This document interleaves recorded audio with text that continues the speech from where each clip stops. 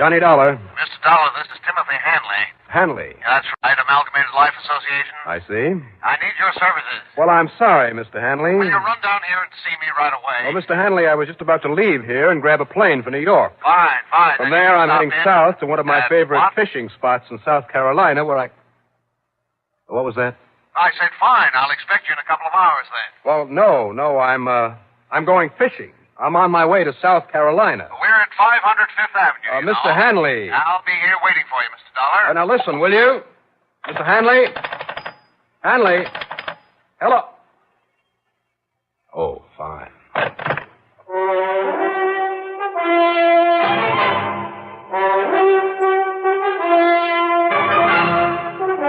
The CBS Radio Network brings you Bob Readick in the exciting adventures of the man with the action-packed expense account, America's fabulous freelance insurance investigator. Yours truly, Johnny Dollar.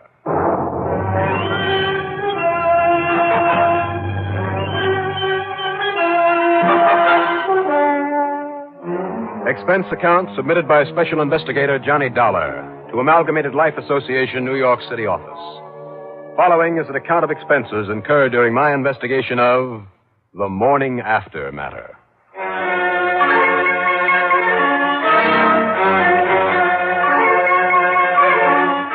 I wasn't kidding. After breaking my neck over more than my share of tough cases during a long, hard winter, I felt entitled to a few days of relaxation, of fishing, at the old Arundel plantation down near Georgetown, South Carolina. So what if this Timothy Hanley did have some problem requiring investigation?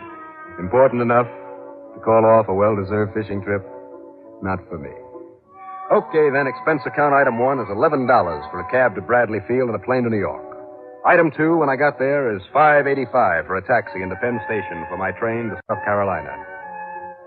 But then, sucker that I am. Well, item 3 is $1 even for another cab. This one to 500 Fifth Avenue in the office of Amalgamated Life. Go right in, please, Mr. Dollar. Mr. Hanley's expecting you. Well, thanks.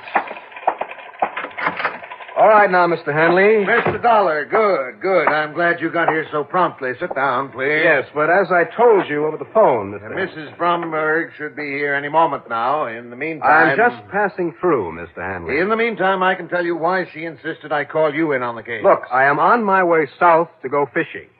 And with all the other insurance investigators available, Brownberg, did you say? That's right. The wife of Thaddeus Brownberg. You remember the case, don't you? Brownberg? He disappeared about 7 years ago. Of course you remember. The flyer, wasn't he? He flew his own private plane, if that's what you mean, and heaven knows he could afford to. He was quite wealthy for a while. Yeah, I remember now. Made a big pile on Wall Street and then suddenly lost it, or most of it, and then took off in his plane and was never seen again. Precisely.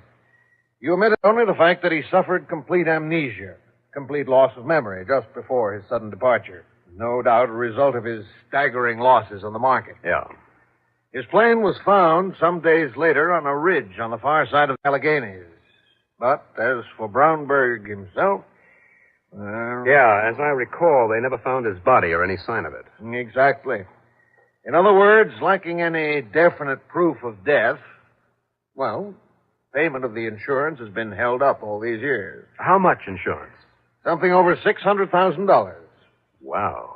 And the beneficiary? His wife, Lita Spencer Brownberg, who should be here any minute. Well, Mr. Henley, did you get him? Mrs. Brownberg? Is this man Johnny Dollar? Yes, this is Mr. Johnny Dollar. How do you do, Mrs. Brownberg? Sit down, young man, and let me tell you something. Sit down. Dollar. All right. Now then, you've got to find my husband.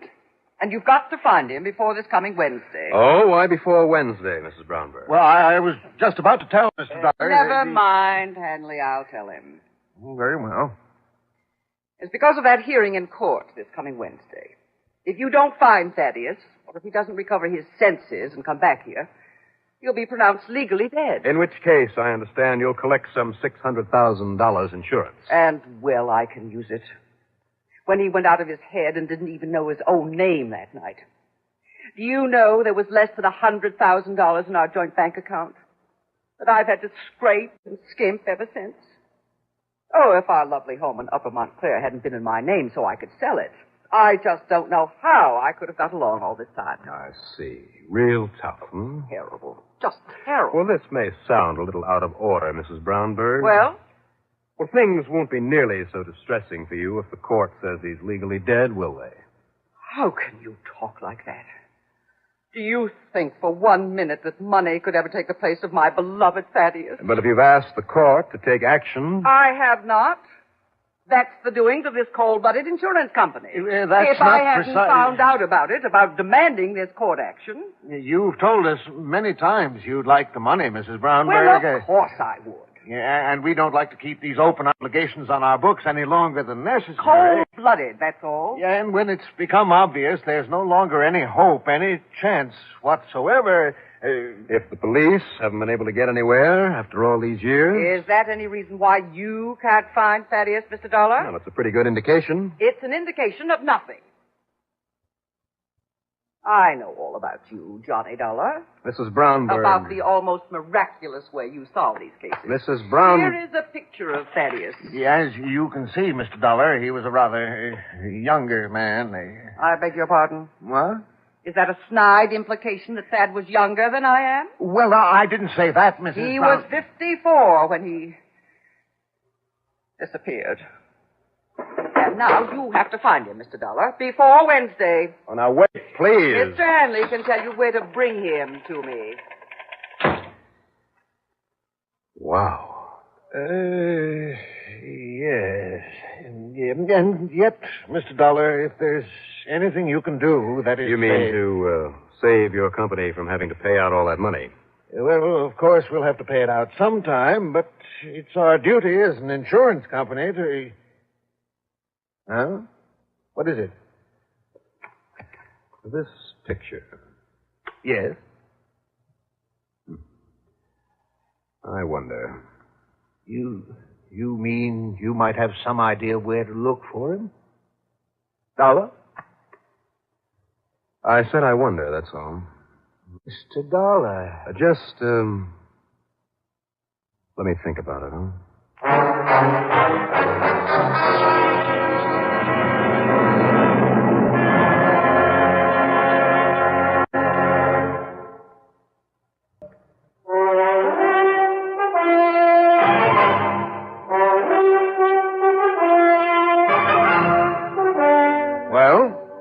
What about that snapshot of Thaddeus Brownberg?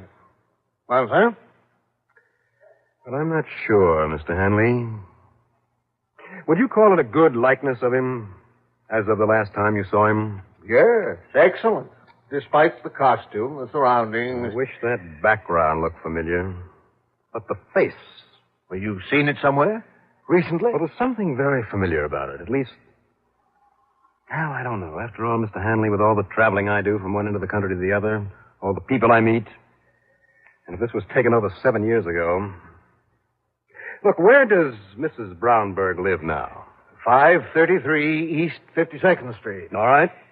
Call and tell her to stay there. Then I'll be able to see her in a little while. Meantime, if you need to get in touch with me, I'll be at police headquarters, 18th Precinct. And now, wait, Mr. Dollar. What for? The police who'll know the most about this case are those over in New Jersey, in Upper Montclair. They're the ones to go to for help. Not the kind of help I want. Item 4, a buck. For a cab to the 18th Precinct. As usual, my old pal, Lieutenant Randy Singer, was ready and willing to give me a hand, regardless of what my problem might be. And as usual, I told him it was none of his business. But I only wanted one of his men in photo identification, a fellow named Billy Cross. I had him make some blow-ups of the face on the picture I had. I had him touch up that face to make it look the way it might look if it were 7 years older. Add a beard or a mustache or both, make the hair look gray instead of brown, make it longer, shorter, parted differently, worn in every conceivable way that it could be worn. Well, hours later, we were bushed. And I'm afraid I stared a little stupidly at the pile of over 50 variations on the face of Mr. Thaddeus Brownberg. Not one of them, Johnny? No, Billy, I'm afraid not. Except maybe for one of these with a beard, like this one, for instance. I'd almost swear that I've seen a man like this somewhere in my travels. Where? I wish I knew. Oh, Johnny, why don't you give up? Nobody else thinks that Brownberg is still alive, or if he is, he's still suffering from that loss of memory, so he's not the same man he was. What good would it be if you did find him? When the case comes up in court day after tomorrow, they'll call him dead, the case will be closed, and that'll be that. Why did you give up? Because I'm stubborn, I guess. Don't you see? The cops over in New Jersey, all over the country for that matter, did all they could to find him after his plane cracked up. I promised the insurance company and his wife. What? Did you perform a miracle? Forget it, Johnny. Run along on your fishing trip. Speaking of his wife, what time is it? It's nearly midnight. Holy smoke, I've got to get over there and see her. Johnny. Thanks, Billy. Thanks a lot. Even if it didn't get us anywhere.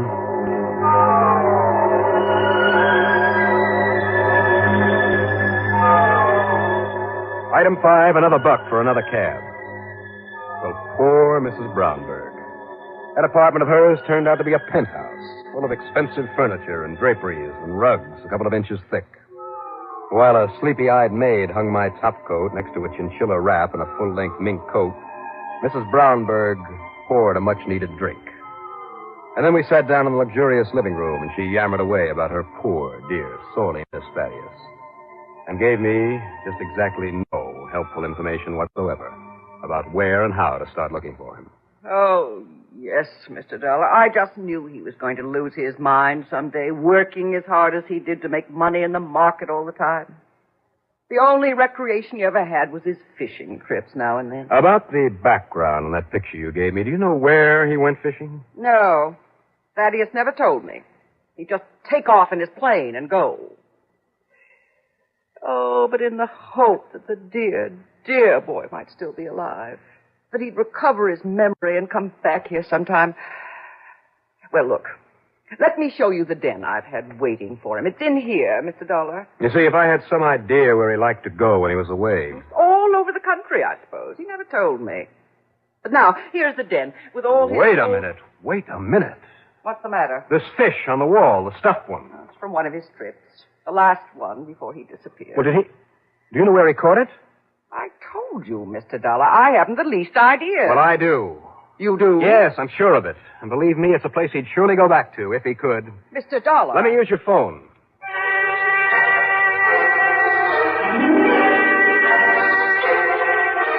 My call got Tim Hanley out of bed, and I'm still not quite sure that he really understood me. What did you say? Do I have to spell it out for you, Mr. Hanley? No, not at all. And you're leaving? That's right. I'm leaving right now. And believe it or not, I'm going fishing.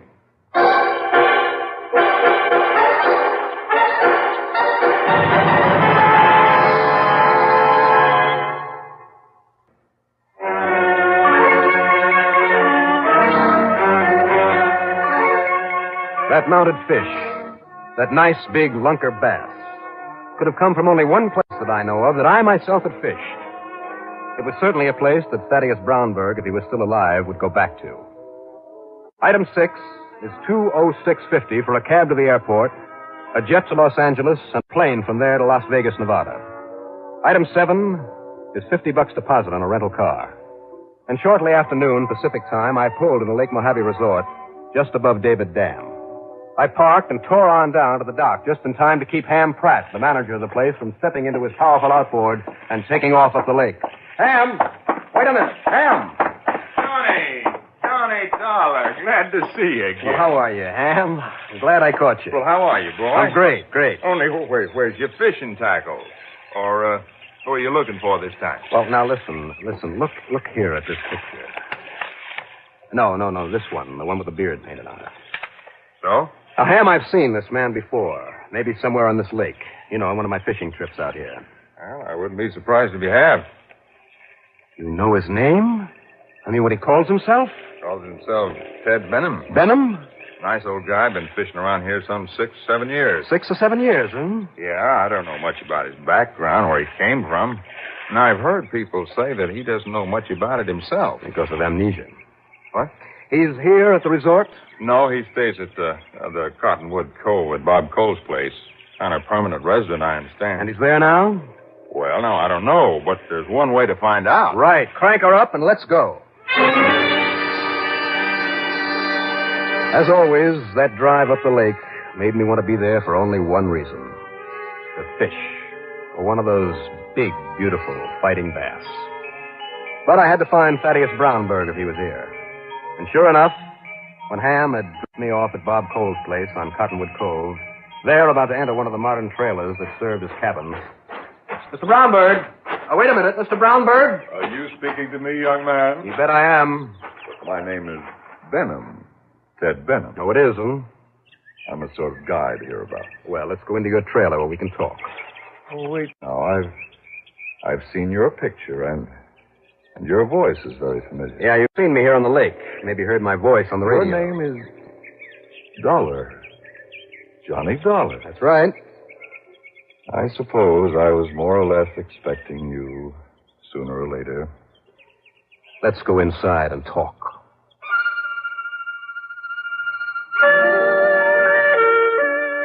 He poured us a drink, and we talked.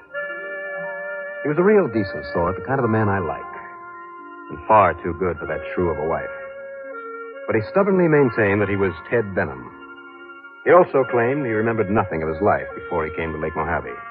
That is, until I suggested maybe I should take a set of his fingerprints to the police back in New York. All right, Mr. Dollar. Suppose I tell you that I knew this Thaddeus Brownberg.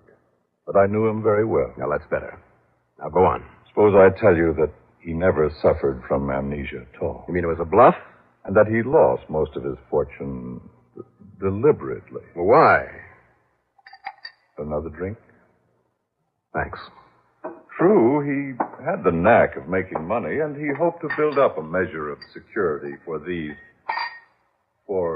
his later years. But his wife, extravagant, spending everything she could get her hands on, kept demanding and getting because he thought she loved him.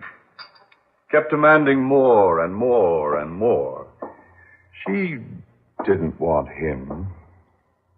She only wanted his money. I see. Your drink.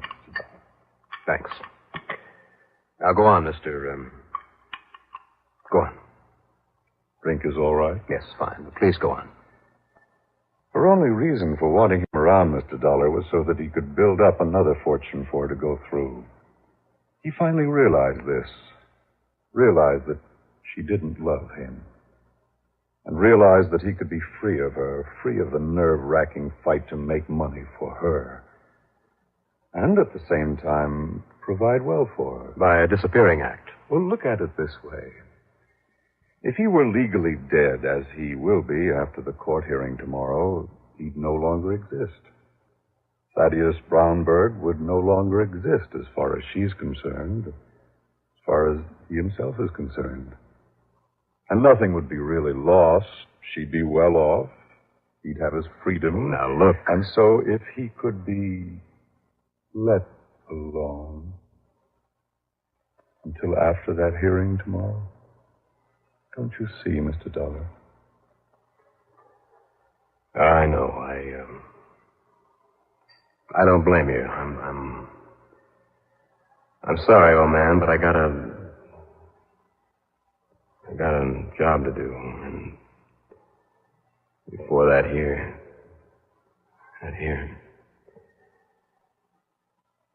Well, what did you put in this drink? Plenty, Mr. Dollar. Plenty.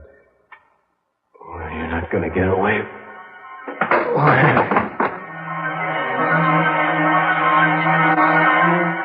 I remember waking once, my throat burning with thirst.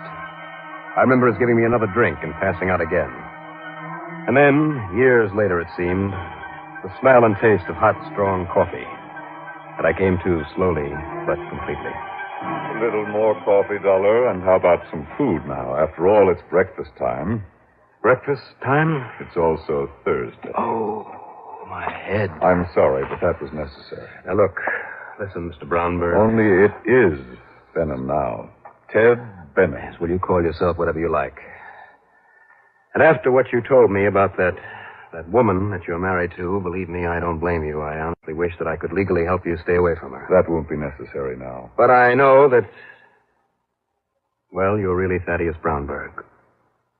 And my job is to get you back there before. You said Thursday? Today is Thursday? Yes, Thursday. I checked the New York papers last night by long distance, Mr. Dollar. What? And the hearing took place yesterday. And Thaddeus Brownberg is now legally dead. But even so, Oh. Yes. And now, if you're feeling better, if you want to talk some more about it, well, let's get out of this stuffy trailer. Let's get out onto the lake. Out onto the lake? To talk? Well, yes. No talking. Let's go fishing, Mr. Benham. And so we fished. And it was great. All 3 days of it. Right? Wrong? I don't know. Who's to judge? As for the expense account, forget it. Yours truly, Johnny Dollar.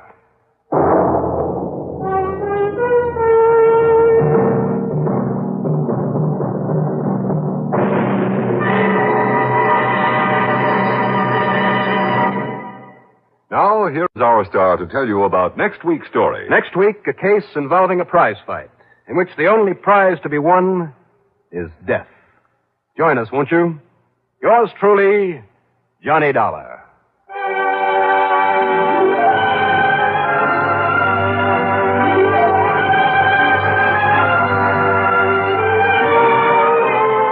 Yours truly, Johnny Dollar, starring Bob Readick, is written by Jack Johnstone. Produced and directed by Bruno Zerato Jr.